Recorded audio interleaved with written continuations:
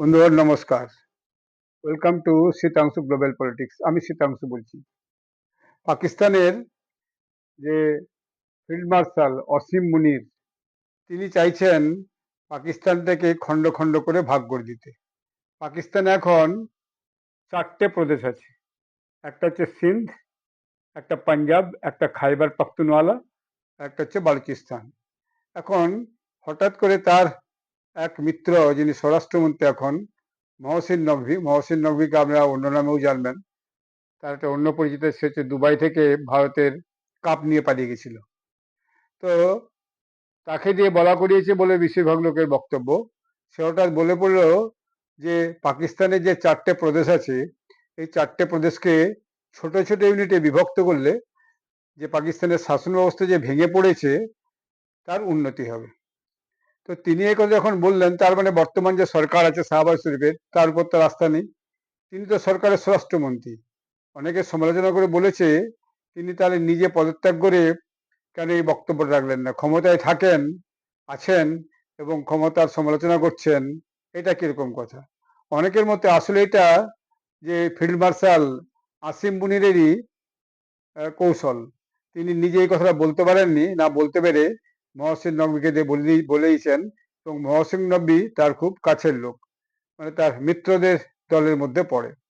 তবে যে সমস্ত অ্যানালিস্ট, তাদের বক্তব্য হচ্ছে আসলে প্রকৃত উদ্দেশ্য হচ্ছে সেনাবাহিনীর হাতে ক্ষমতাটা পুরোপুরি কেন্দ্রীভূত করা এবং রাজনৈতিক নিয়ন্ত্রণটা প্রতিষ্ঠিত করা।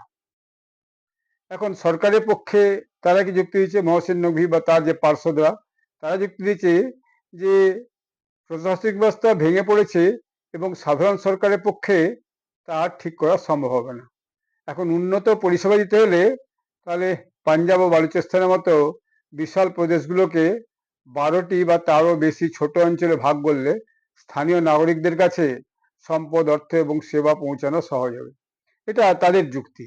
কিন্তু বক্তব্য হচ্ছে যে তারা এই যুক্তিটা দিলেও যারা সমালোচক তারা বলছে যে এটা আসলে রাজনৈতিক কারণ নয়, এটা সামরিক বাহিনীকে বড় আঞ্চলিক ক্ষমতার কেন্দ্রগুলোকে ভেঙে দিতে চায়।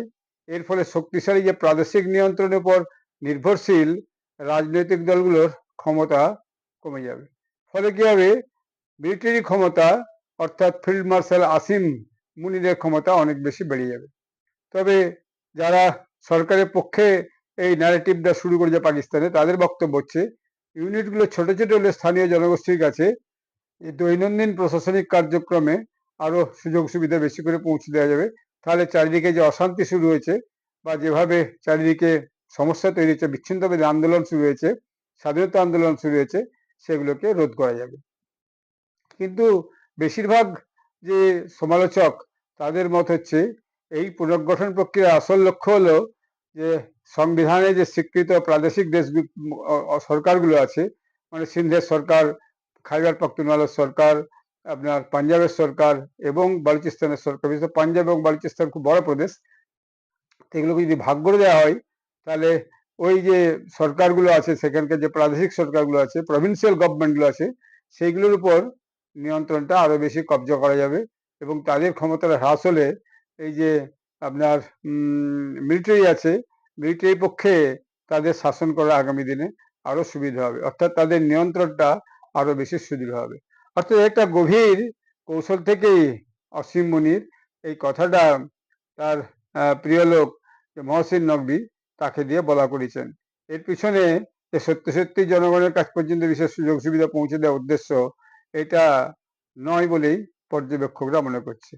হঠাৎ করে এত তার হয়নি, মানে দয়াময় হয়ে যায়নি যে দেশের জনগণের জন্য সে আরো বেশি করে নতুন নতুন পরিকল্পনা নিয়ে আসবে, এরকম কোনো কথা নয়। আর যাকে যে বলা করেছে সেও একটা গুরুত্বপূর্ণ পদে আছে, দেশের স্বরাষ্ট্রমন্ত্রী। ভাবুন, একটা স্বরাষ্ট্রমন্ত্রী তার দেশের প্রধানমন্ত্রীকেই চ্যালেঞ্জ করছে।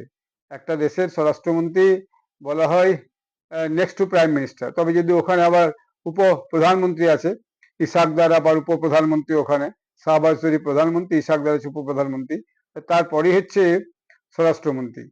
স্বরাষ্ট্রমন্ত্রী, পররাষ্ট্রমন্ত্রী, প্রধানমন্ত্রী, উপপ্রধানমন্ত্রী, এসব প্যারালাল পোস্ট। প্রধানমন্ত্রী সবচেয়ে উপরে, তারপর উপমুখ্যমন্ত্রী, তারপরে উপপ্রধানমন্ত্রী, তারপরে হচ্ছে যে স্বরাষ্ট্রমন্ত্রী, পাশাপাশি হচ্ছে যে আপনার প্রতিরক্ষা মন্ত্রী, তারপর অর্থমন্ত্রী, এইসব 4-5টা যারা ক্যাবিনেট কমিটির সদস্য বলা হয় মূলত, তারা সবচেয়ে গুরুত্বপূর্ণ পদে থাকে। সেরকম একটা পদে থেকে তিনি তার নিজের সরকারের বিরুদ্ধেই নিজেই বিষোদ্গার করছেন।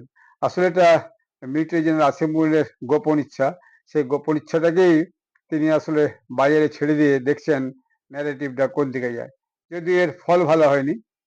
পাকিস্তানেরও সমালোচনা শুরু হয়েছে, কিছু কিছু দেখছিলাম ইউটিউব চ্যানেল, সাংবাদিক তাদের সমালোচনা করেছে।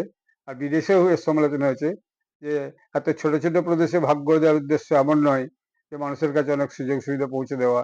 আসলে আসিম মুনির উদ্দেশ্য হচ্ছে নিজের ক্ষমতাটাকে আরো কুক্ষিগত করা এবং বাকি যে প্রাদেশিক সরকারগুলোকে সেগুলোকে টুকরো টুকরো করে দিয়ে তাদের ক্ষমতাকে হ্রাস করে দেওয়া। যত টুকরো হবে তত কেন্দ্রীয়ভাবে যে মিলিটারি শাসন, সেই শাসনটাকে পরোক্ষে আরো বেশি কার্যকরী করা যাবে এবং ফলে ভবিষ্যতে এই প্রাদেশিক সরকারগুলো একজোট হয়ে তার বিরুদ্ধে কোনো নতুন কোনো আইন নিয়ে আসতে পারে বা পার্লামেন্টেই সংখ্যাগরিষ্ঠ দল নির্বাচনের পর যদি নতুন করে আইন এনে এই ফিল্ড মার্শালের ক্ষমতা কমিয়ে দেয়, তাকে সরিয়ে দিয়ে অন্য কোনো লোককে সেখানে বসায়, এরকম কোনো আশঙ্কা থেকেই সে হয়তো এরকম একটা চাল, একটা কৌশল দেশের অভ্যন্তরে চালু করার চেষ্টা করছে।